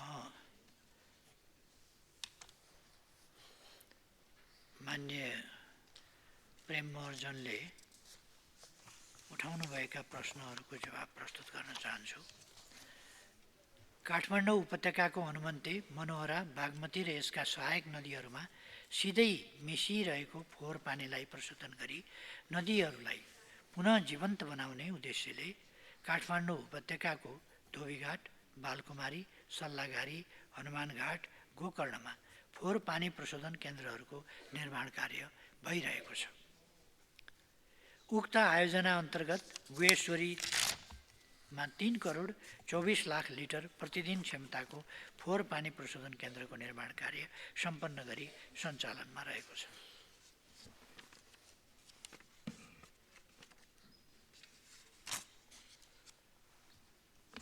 मध्यपुर ठुमी नगरपालिकाको मगर गाउँदेखि मनोहरा खोलाको दुवै किनारको पेप्सी खोला पुलसम्म र जडीबुटी पुलदेखि हनुमन्ते दोभान हुँदै बालकुमारी फोहोर पानी प्रशोधन केन्द्रसम्म इन्टरसेप्टर ढल निर्माण गर्ने कार्य भइरहेको छ। मान्यज्यूले उठाउनु भएको उपत्यकाको वायु प्रदूषण कम गर्ने योजनाका सम्बन्धमा प्रश्न पार्न चाहन्छु। बढ्दो सहरीकरण, जनसङ्ख्या वृद्धि, मानवीय क्रियाकलाप तथा अन्तर्देशीय प्रदूषित वायुको प्रवाह वायु प्रदूषणको मुख्य कारण रहेको छ। सरकारले उद्योग तथा आयोजनाहरूको वातावरणीय पक्षको नियमित अनुगमन परीक्षण तथा सवारी साधन प्रदूषण छड्के अनुगमन र कारबाही हुने व्यवस्था मिलाएको छ। त्यस्तै नवीकरणीय ऊर्जा प्रवर्धन, विद्युतीय सवारी साधनको प्रयोगमा प्राथमिकता जस्ता कार्यक्रमहरूबाट सफा ऊर्जाको खपत बढ्ने हुँदा वायु प्रदूषण कम हुने अपेक्षा गरिएको छ। काठमाडौँ उपत्यकामा मेलम्ची खानेपानी आयोजनाबाट दैनिक 17 करोड लिटर खानेपानी वितरण भइरहेको छ। हाल चक्रपथभित्र मेलम्चीको खानेपानी वितरण भइरहेको छ भने चक्रपथ बाहिर उपत्यकाभित्रका अन्य स्रोतहरूबाट खानेपानी वितरण भइरहेको छ। बढ्दो सहरीकरणसँगै काठमाडौँ उपत्यकामा थप खानेपानीको माग भइरहेको अवस्थामा थप पानी आपूर्तिको लागि याङ्ग्री लार्के खोलाबाट दैनिक 34 करोड लिटर पानी ल्याउने विषयमा कार्य अघि बढाइएको छ। त्यसै गरी काठमाडौँ उपत्यकामा थप दैनिक 13 करोड लिटर खानेपानी उपलब्ध गराउन सिस्नेरी खानेपानी आयोजनाको विस्तृत अध्ययन कार्य अगाडि बढाइएको छ। खानेपानीको थ्रप स्रोतको वृद्धि गर्न याङ्ग्री र लार्के नदीबाट समेत प्राप्त हुने थप खानेपानीलाई सुन्दरी जलमा दैनिक 25 करोड 50 लाख लिटर क्षमताको पानी प्रशोधन केन्द्र र उपत्यकामा थप खानेपानी वितरण सञ्जालको निर्माण गरिनेछ। चक्रपथ बाहिरका क्षेत्रहरूमा पनि खानेपानी वितरण लाइन सुधार कार्य अगाडि बढाइएको छ। ललितपुर महानगरपालिका वडा नम्बर 7, 8, 9, 14, 15 र 17, नखीपोट, खुमलटार तथा ग्वारको क्षेत्र र महालक्ष्मी नगरपालिका वडा नम्बर 1, 2, 3, 4 र 5 इमाडोलमा खानेपानी वितरण सञ्जाल निर्माण कार्यको विस्तृत अध्ययन कार्य भइरहेको छ। ग्वारको लुबु, लामाटार, लाँकुरी भन्ज्याङ, माने दोबान हुँदै काभ्रे पनौती जोड्ने सडकलाई राष्ट्रिय राजमार्गमा समावेश गरिएको छ। आगामी आर्थिक वर्षदेखि यस सडकको निर्माणका लागि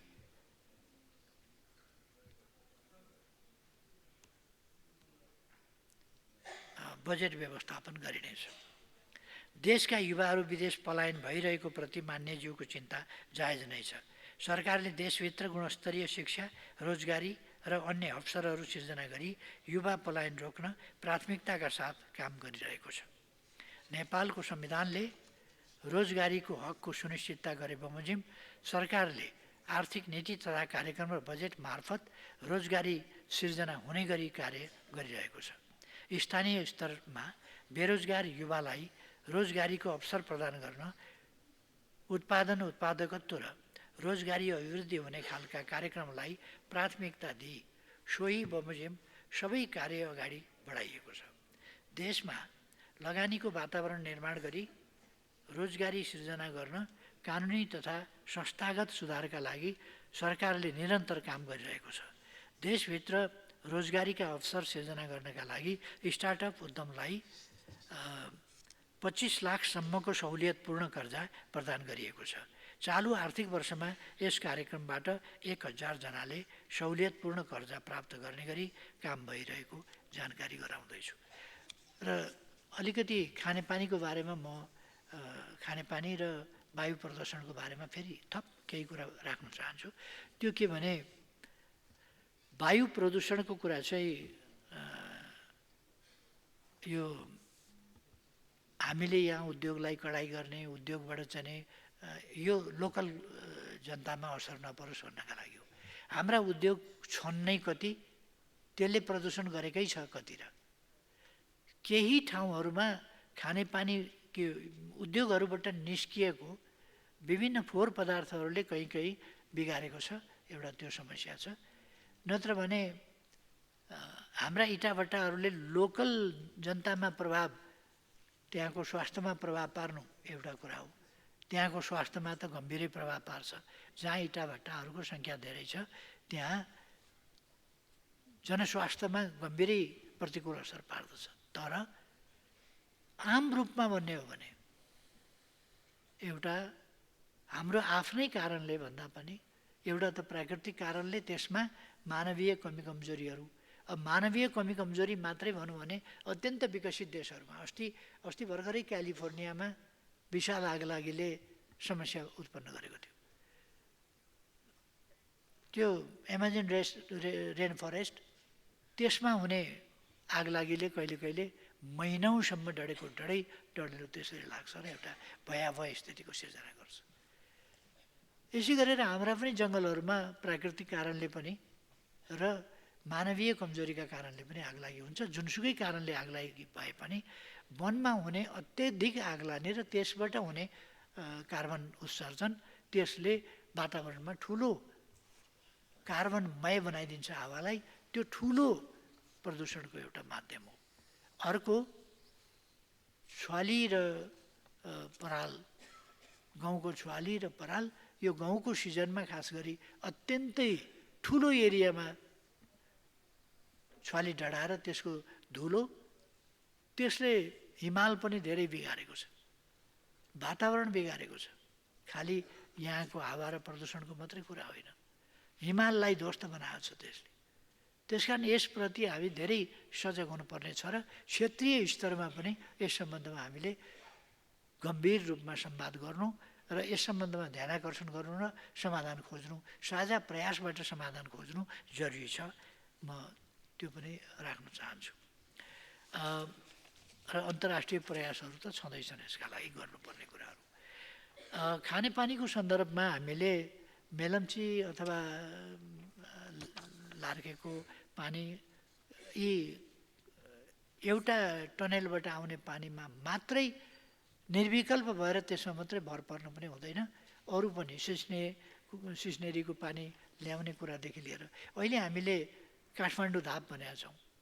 काठमाडौँ धापबाट एक स्तरमा भन्ने हो भने शिवरात्रि आउँछ, त्यस बेला बागमती सफा गर्न त्यहाँको पानी हामी छोड्छौँ र बागमती सफा गरिन्छ। चाडबाडहरूमा त्यस्ताहरूमा अथवा खानेपानीको साँच्चै अभाव परिहाल्यो भने खटाएर त्यहाँबाट छोड्ने पानीले पनि मद्दत पुर्याउँछ। त्यस्तै एउटा त्यो छ भने अर्को नाग के जाति भन्ने छ, यहाँ नाग के यहाँ बिर्सेँ मैले,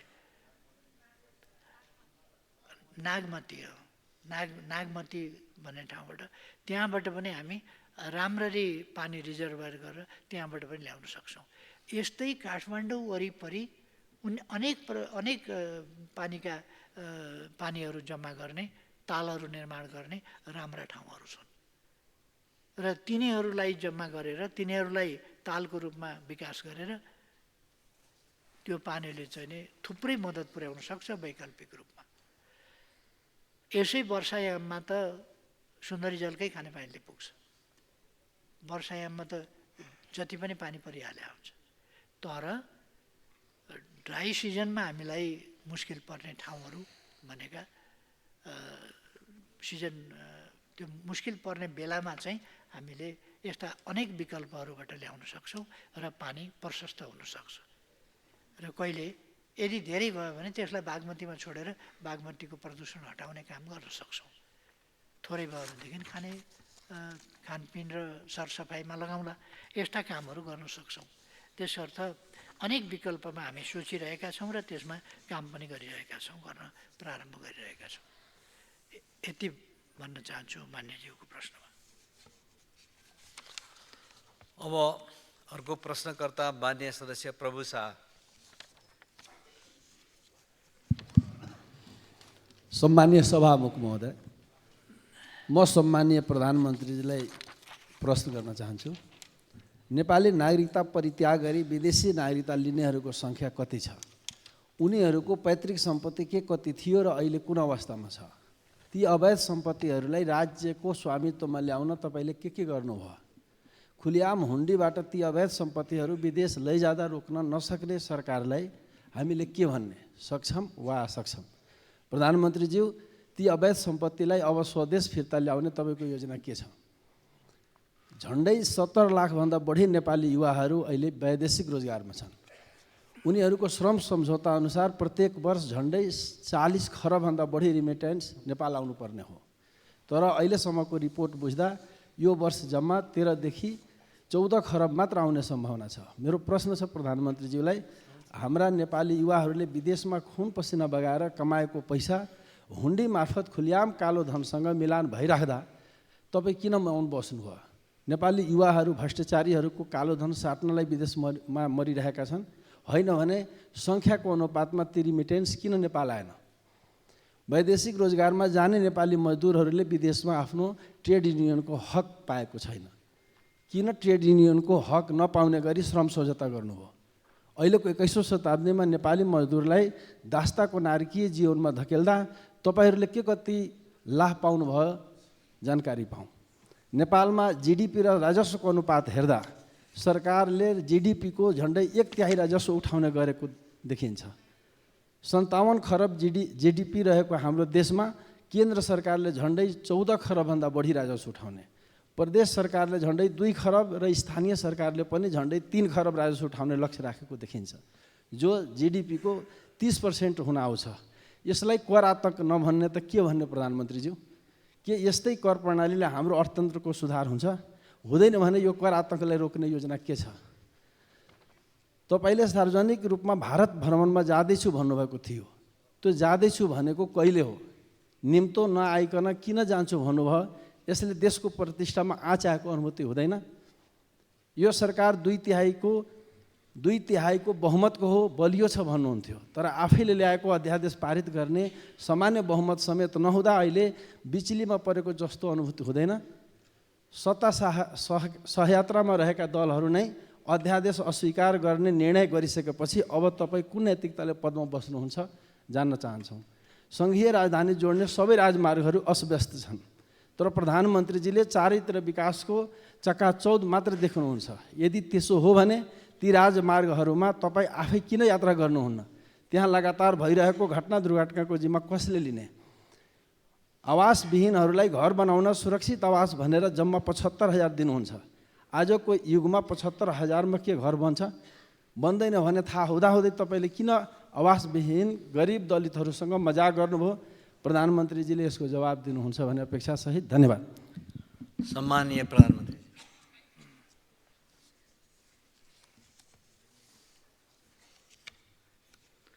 सम्माननीय सभामुख महोदय,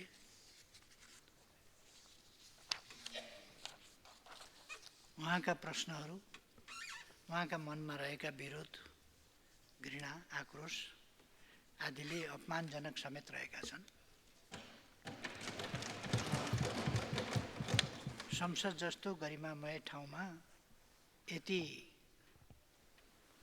यस्तो भाषा कि तपाईँलाई के लाभ भयो, विदेश युवा पठाएर जस्ता भाषा। म म्यान पावर कम्पनीको मान्छे हो। यो अहिले म सरकारमा आएपछि 8 महिनाबाट सुरु भएको हो। यो तपाईँले भने 70 लाख 8 महिनामा गएका हुन्। त्यसो भएर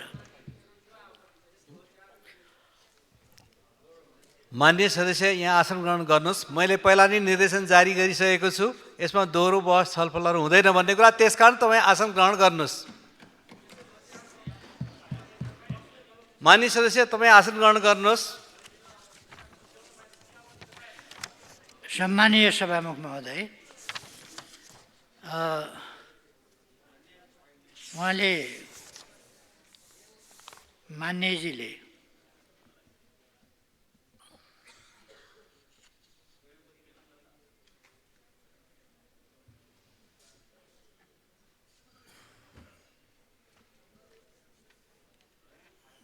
गर्नुभएका प्रश्नहरूमा खासै जवाफ दिइरहनु पर्ने छैन। सबैको उत्तर आफैले बोकेर आउनुभएको छ प्रश्नमा। त्यसकारण मैले धेरै उत्तर दिइरहनु परेन। यहाँलाई धन्यवाद छ।